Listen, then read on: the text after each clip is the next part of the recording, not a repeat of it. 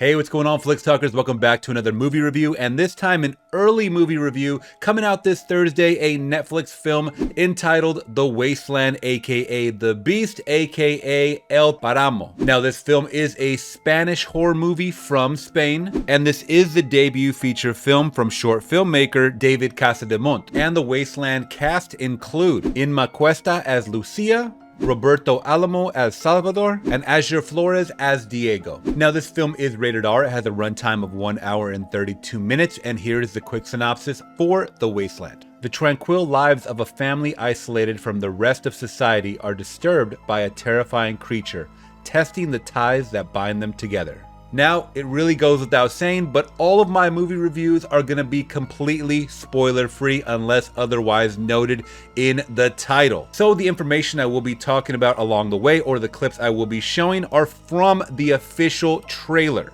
Alright, now all of that out of the way, what did I think about The Wasteland? Now, I think it's awesome that we are getting a horror in January. Doesn't really happen straight to streamer that often. It happens usually in theaters, but this film actually did come out last year. It made its runs on the festival circuit, and I just really appreciate good horror if it's done well, obviously. And I was really interested to see what an international horror film, especially coming out of Spain, because I haven't really seen any horror coming from Spain recently, would do for me. Now, some of the pros for this film were, it was very, very creepy and eerie at times, and that was thanks to the score, which was a character in its own. So if you guys do appreciate great, creepy, and sometimes epic score, because there were some scenes where I was like, this is like some Star Wars score stuff going on here, where it seems very big and brassy and grandiose and too much for a movie like this. That's all I could think, is that they really spent some good money on some good music.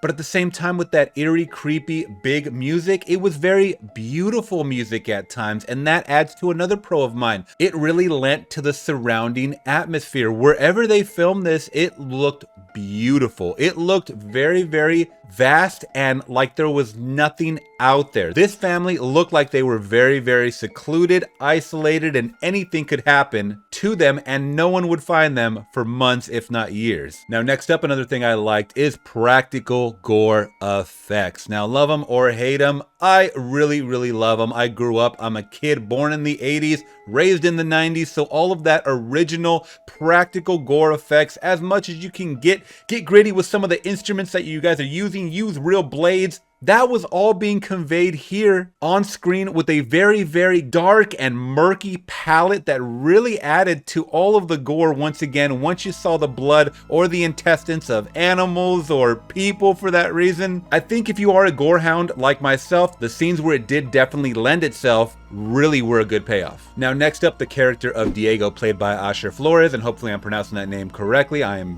very, very bad at international name pronunciation, so please forgive me, but this boy did a fantastic job. At the beginning of the movie, he is very, very sheltered from his mom. He's a mama's boy, and his dad is really trying to push this manhood on him, you know, being the man of the house. You gotta kill your animals, you gotta, you know, shoot a gun, you gotta do all kinds of things that lead to manhood, at least out here in this isolated area that we are in. And I forgot to mention, this film is a timepiece. It is set in Spain in the 19th century, so that adds to a lot of the creepiness, and there is a little backstory right at the beginning of the film when you turn it on that explains why they are so isolated. So I thought that was pretty cool. But going back to the mama's boy, all right, so Diego through the movie has to really adapt to things that are going on around him, whether that means stepping up as a man and hunting his own food, because hey, you have to hunt when you're out there. There's no other food source. Or that means stepping up to this creature, aka the beast, that is hunting him and his family. Diego is stepping it up through this movie, and I really like seeing that along the way. Also, another powerful character I like seeing along the way was the mother, Lucia, played by Inma Cuesta. I thought she did a fantastic job, because once again, going back to the beginning where she is coddling her child, you know, definitely comforting him. I mean, it is her only child in the movie. There's only 3 people in this movie, by the way, so it's justified. She is definitely coddling him, but the The mother and father definitely have some different teaching styles, I will just say that. But going back to Lucia, as the movie progresses, you see that she is getting stronger, but weaker at times, and then crazier at times. It was just a multitude of emotions going on through this woman, and I loved it because I haven't seen her from anything else, so this is my introduction to her. And finally, my biggest pro was the ending of the film. I thought there was a underlying message that you guys will get. Most people will understand the reason for the outcome that happened before the credits roll, and I was pleased with it. I was pleased with it.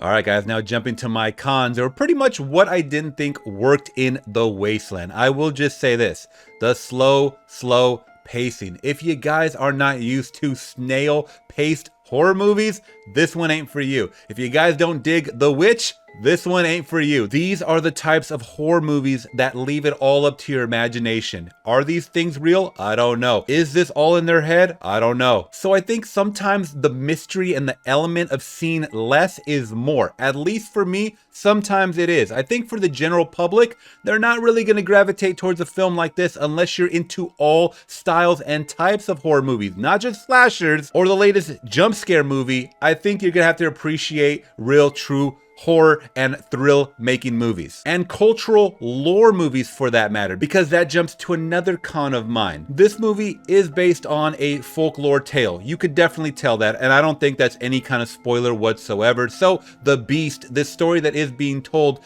must be some kind of folklore from Spain or a legend from that type of area that is told to scare the locals or scare the kids. I mean, we have it all in our culture. Mexicans have La Llorona, and I mean, look what happened to that movie.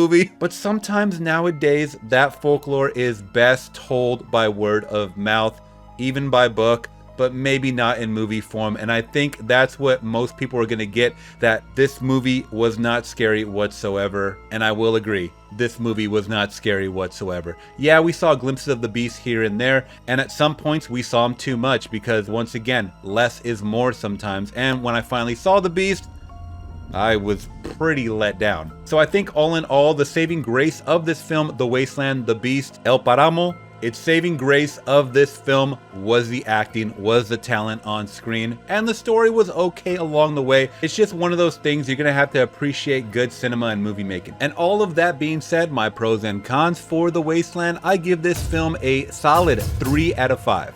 Alright, Flix Talkers, are you guys going to be checking out The Wasteland this Thursday, January 6th on Netflix? Let me know down in the comments below. And if you guys did appreciate my thoughts and reaction, let me know by liking the video. It's the best way to spread these videos out to those that aren't subscribed. And if you yourself aren't subscribed, consider hitting that subscribe and bell notification today to always get alerted about future videos like this. And if you guys want to go a step further with your support, I did put up a brand new Patreon page where you guys can click down in the link below to get more perks and exclusive content only on my Patreon, not on YouTube, only on my Patreon. All right, guys, thank you so much for checking out the video. Till next one, I'm gone. Peace.